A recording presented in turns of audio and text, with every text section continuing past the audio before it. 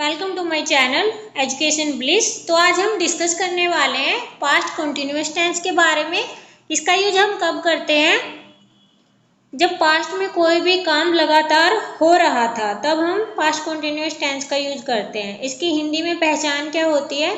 जब भी किसी सेंटेंस के लास्ट में रहा था, रहे थे या रही थी आता हो, वहां पर हम पास्ट कंटिन्यूअस टेंस का यूज करते हैं। इसका स्ट्रक्चर क्या होता है? सब्जेक्ट होता है, वाज वर्ब होता है, फिर वर्ब की फर्स्ट फॉर्म के साथ आईएनजी और फिर ऑब्जेक्ट होता है। सिंगुलर सब्जेक्ट के साथ वोज लगता है और आई के साथ भी वोज लगता है। जो प्लूरल सब्जेक्ट होते हैं यू वी दे, उनके साथ वर का यूज होता है। जैसे कि दे वर प्लेइंग, दे क्या है? प्लूरल है तो इसके साथ प्लूरल वर्ब होगी। दे वर प्लेइंग, वे खेल रहे थे। नेक्स्ट क्या है? सी वॉज डूइंग वर्क, वो काम कर रही थी।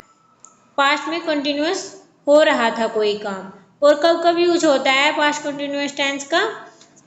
जब दो काम पैरेलल चल रहे हों। जैसे कि while she was dancing he was singing, जब वो डांस कर रही थी तब कोई और सिंगिंग कर रहा था। एक साथ दो काम चल रहे थे और इनकी शुरुआत कैसे होती है? या तो वाइल से या वहन से। While I was doing my work, my sister was cooking food. जब मैं अपना काम कर रहा था तो मेरी सिस्टर खाना पका रही थी। ये दो काम एक साथ हो रहे हैं तो दोनों में पास्ट कंटिन्यूअस टेंस का यूज होगा। और इसका नेगेटिव का स्ट्रक्चर क्या बनेगा? सब्जेक्ट प्लस वॉज वर्ब के बाद नोट आ जाएगा और फिर वर्ब की फर्स्ट फॉर्म के साथ आईएनजी और ऑब्जेक्ट। और इंटेरोगेटिव में हेल्पिंग वर्ब आगे निकल जाएगी, वॉज वर्ब, फिर सब्जेक्ट और फिर वर्ब की फर्स्ट फॉर्म के साथ आईएनजी और ऑब्जेक्ट। ऐसे ही इंटेरोगेटिव नेगेटिव में होगा, हेल्पिंग वर्ब पहले निकल जाएगी, सब्जेक्ट के बाद नोट, फिर वर्ब की फर्स्ट फॉर्म के साथ आईएनजी और ऑब्जेक्ट। और कब कब यूज होता है पास्ट कंटिन्यूअस टेंस का? जब कोई एक काम तो चल रहा है और कोई दूसरा काम हो जाए। जैसे कि I was watching TV when my father came, TV देख ही रही थी, उस टाइम की ड्यूरेशन में ही मेरे फादर आ गए।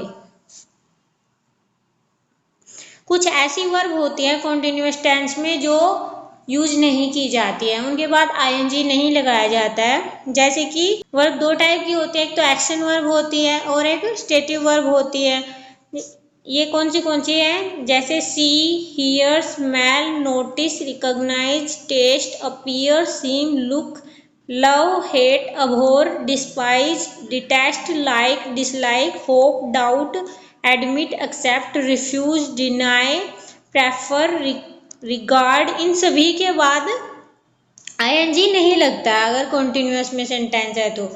Satisfy, want, wish, desire, intend भी प्लीज के बाद भी नहीं लगता, डिसप्लीज के बाद भी नहीं लगेगा, मीन, सपोज के बाद भी नहीं लगेगा, थिंक, इमेजिन के बाद भी नहीं लगेगा, प्रीसपोज, ये एक जैसे ही वर्ड है, रिकॉल के बाद भी नहीं लगेगा, रिकलेक्ट के बाद भी नहीं लगेगा, रिमेंबर के बाद भी नहीं लगेगा, फॉरगेट के बाद, बिलीव के बाद, trust, own, possess, have, belong to, keep, ये सभी आपको याद कर लेने हैं।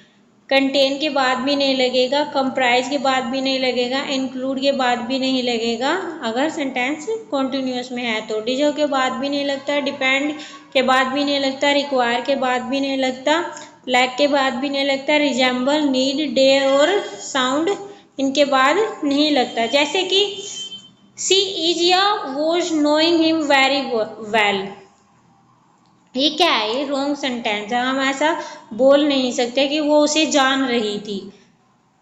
हम कहते हैं कि सी नोज या न्यू हिम वेरी वेल, वो उसे अच्छे से जानती थी या जानती है। ही इज अंडरस्टैंडिंग हिम, वो उसे समझ रहा है, ये भी रॉन्ग होता है। इसको बनाते हैं हम ही अंडरस्टैंड्स हिम या ही अंडरस्टैंड इट, और पास्ट में बनेगा तो ही अंडरस्टूड इट बनेगा। तो इसलिए कॉन्टिन्यूअस में नहीं बनते। जैसे कि I am feeling that you are right, मैं महसूस कर रही हूँ, नहीं होता, ये होता है आई फील दैट, मैं महसूस करती हूँ कि you are right. Thanks for watching, please subscribe my channel.